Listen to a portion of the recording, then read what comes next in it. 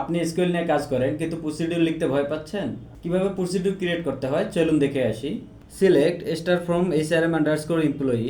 Employee নামে একটা আমাদের টেবিল আছে। এখান থেকে আমরা ডিপার্টমেন্ট ওয়াইজ ফিল্টার করার জন্য একটা প্রসিডিউর ক্রিয়েট করব।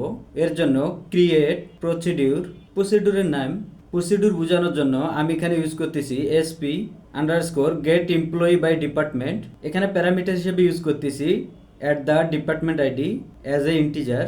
অ্যাজ প্রসিডিউরের ভিতরে বডি লেখার জন্য বিগেন এবং এন্ড ইউজ করতে হয়। Then select. এখানে অনেকে স্টার ব্যবহার করে, এর ফলে কোয়েরি অনেক স্লো হয়ে যেতে পারে, তাই আমি অলওয়েজ আমার প্রয়োজনীয় কলামগুলোকে এখানে ডিফাইন করি।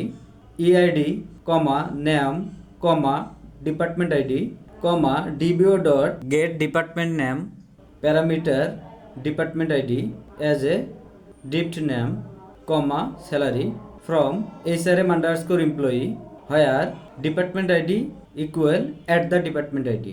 ডিবিও ডট গেট ডিপার্টমেন্ট এখানে একটা আমি স্কলার ফাংশন ব্যবহার করছি, এর কারণে আমাকে আর জয়েন করতে হয়নি, এটা রিইউজেবল ফাংশন। নেক্সট ভিডিওতে এটা আপনি দেখতে পাবেন কিভাবে স্কলার ফাংশন ক্রিয়েট করতে হয়। দেন এই কোয়েরিটি যদি আমরা এখন এক্সিকিউট করি আমাদের একটা প্রসিডিউর ক্রিয়েট হয়ে যাবে।